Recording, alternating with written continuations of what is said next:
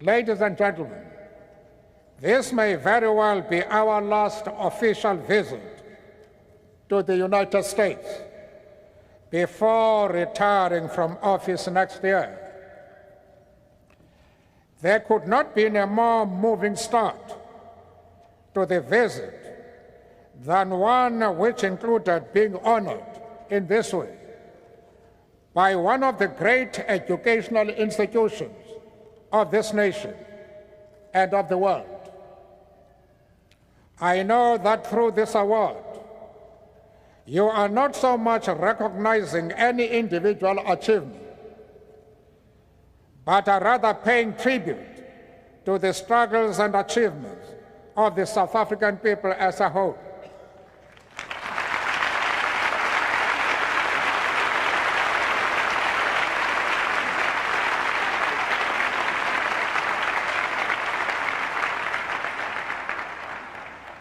I humbly accept the award in that spirit, while at the same time wishing you to know that we are not unaware of nor unmoved by the great compliment you pay us by conferring this degree at a specially convened convocation.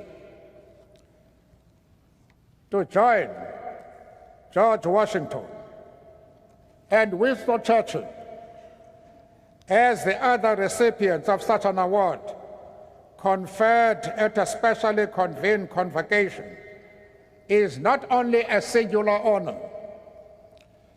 it also holds a great symbolic significance to the mind and to the future memory of this great American institution.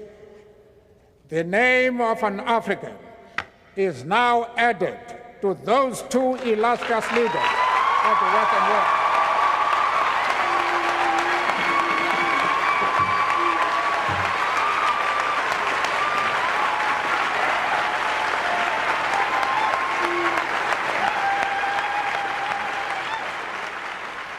If in these later years of a life lived in pursuit of equality, we can at last look upon our own country as one in which citizens, regardless of race, gender, or creed, share equal political rights and opportunities for development, we do so with great gratitude towards the millions upon millions all around the world who materially, thank you very much, who materially and morally supported our struggle for freedom and justice.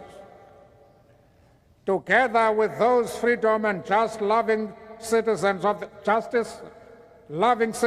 the world, we do at the same time, however, note that at the end of this century, a century which humanity entered with such high hopes for progress, the world is still beset by great disparities between the rich and the poor, both within countries and between different parts of the world. If in individual life we all may reach that part of the long walk where the opportunity is granted to retire to some rest and tranquility, for humanity, the walk to freedom and equality seems, alas, still to be a long one ahead.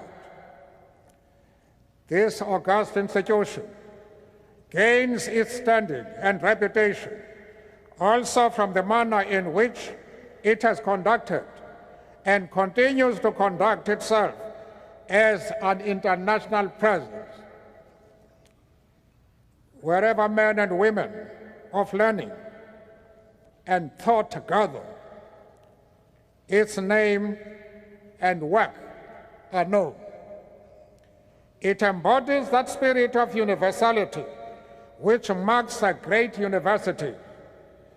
To join the ranks of the alumni is to be reminded of the oneness of our global world.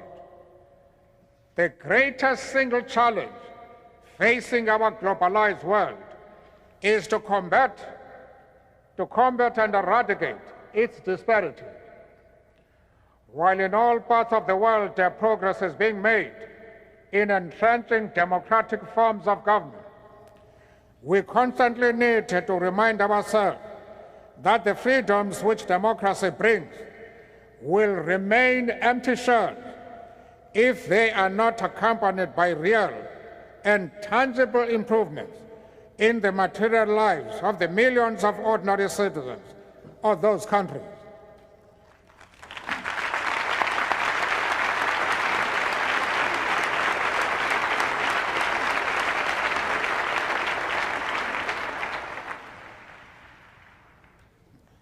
Where men and women and children go burdened with hunger, suffering from preventable diseases, languishing in ignorance and illiteracy, or finding themselves bereft of decent shelter, talk of democracy and freedom that does not recognize these material aspects can ring hollow and erode the confidence exactly in those values we seek to promote.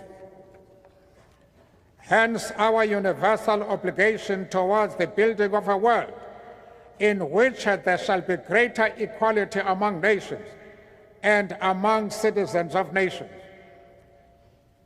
The disparity between the developed and developing world, between North and South, reflects itself also in the sphere of educational and intellectual resources. When in Africa we speak and dream of and work for a rebirth of that continent as a full participant in the affairs of the world in the next century, we are deeply conscious of how dependent that is on the mobilization and strengthening of the continent's resources of learning. The current world financial crisis also starkly reminds us that many of the concepts that guided our sense of how the world and its affairs are best ordered have suddenly been shown to be wanting. They are seen to have hidden real structural defects in the world economic system. The precepts of the economic theories who could so confidently prescribe to all now appear to have drawn much of their apparent intellectual validation from having been unchallenged by the day-to-day operation of a system that operated in the interest of the powerful.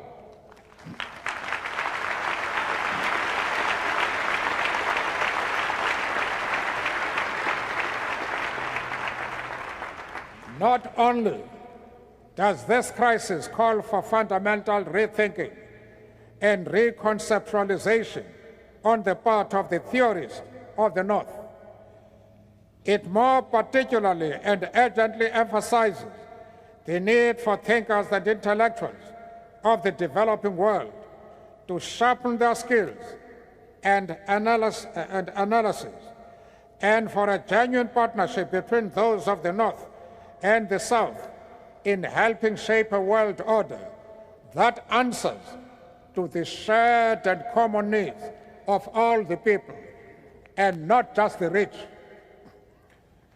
This university